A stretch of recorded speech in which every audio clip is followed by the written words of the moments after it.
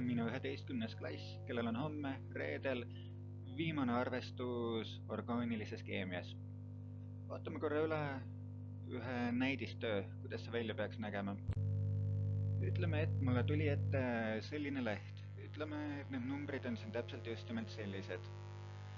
See on O-diagramm, mida me oleme tunnis vaadanud. Siin on vaja toitained panna õigetesse kastidesse. Vasakul pool on meil nimetused ja paremal pool on meil kujutised nendel ainetel. Vaatame kõigepealt, number 1 on ette antud, see on rasvhape. Number 1, rasvhape. Ja kuidas rasvhape välja näeb?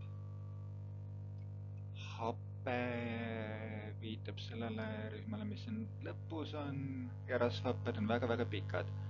See siin on rasvhape välimuse poolest. Hetkel siia paigutatud.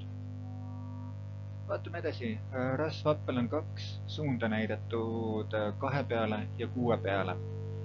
Rasvhape võib laguneda äädikhappeks, mis on kõige väiksem rasvhape, mis meil organismis on. Või teine asi, rasvhapet saab glütserooliga kokku panna selleks, et saada rasva ehk triglütseriide. Paneme kõigepealt number 2 paika, et rasvhape siin pluss pluss glütserool, mis oleks siis siin number 3.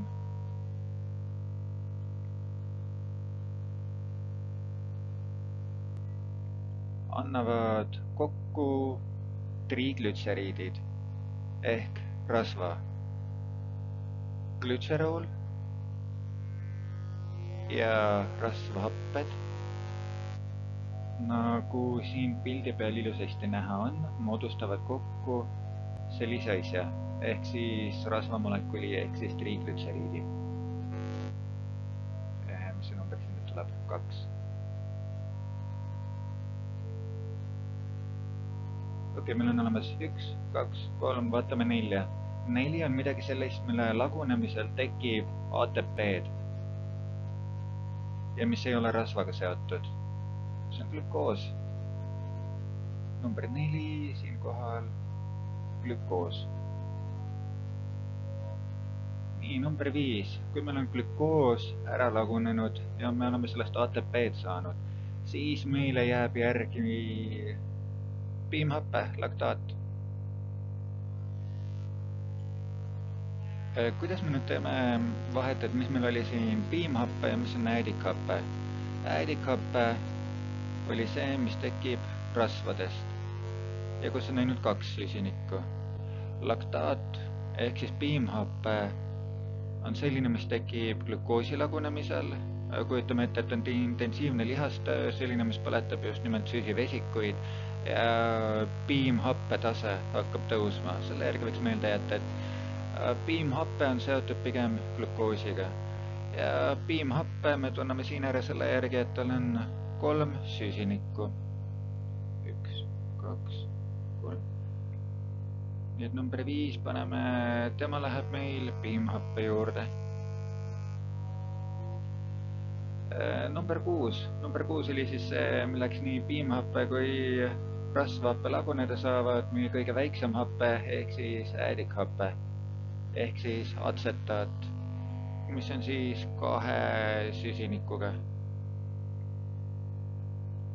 Ja mis veel järgi jäi number 7-ks, etanool on täiesti loogiline, sellepärast et etanool, selline nagu ta siin välja näeb, ainus asi, mis temast saab, on see, et me toodame temast äädikat. Ja ongi kõik numbrid paigas. Et see on see, kuidas rasvade üldine kategooria ja selline suhkrute üldine kategooria omavahel siin seostuvad. Kõige tähtsam asi, mida meelde jätta, rasvahapetest ei saa suhkruid, suhkrutest saab rasvahappeid.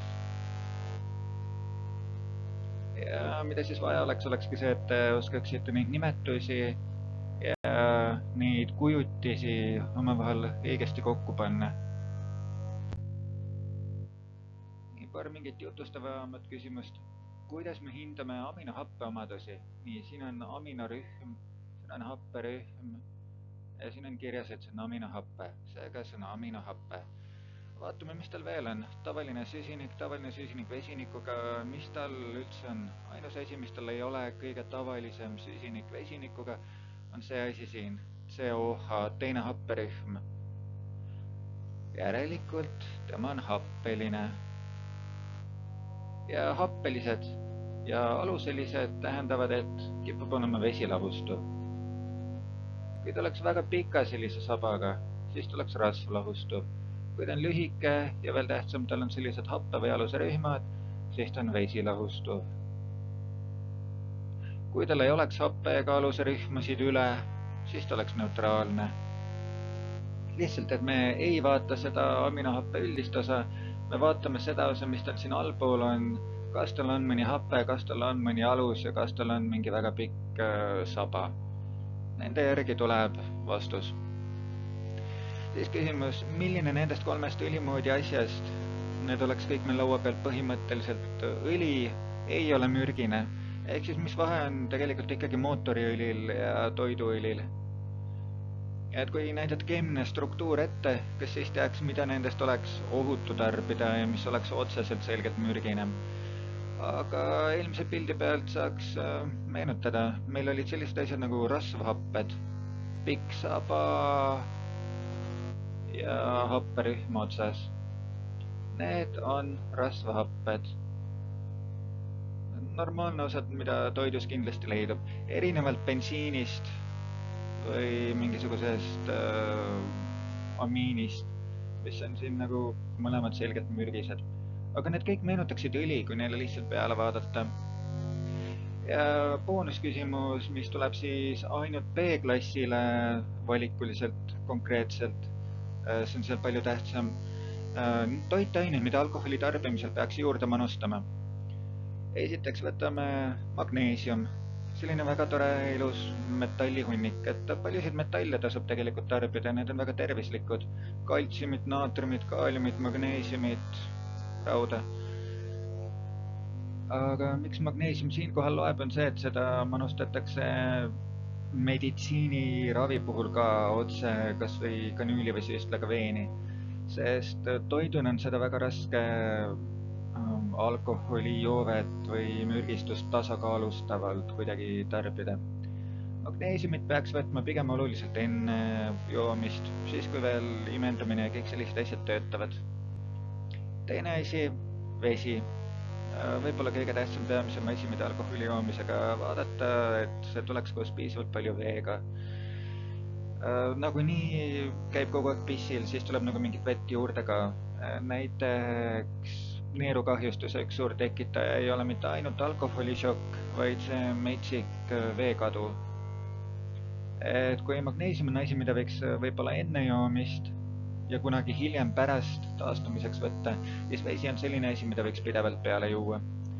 Ja vitamiin B1, mida me otseselt ei rääkinud, vitamiin B1 on väga vajalik selleks, et aju saaks aeroobselt töötada, selleks, et mitokondrid töötaks.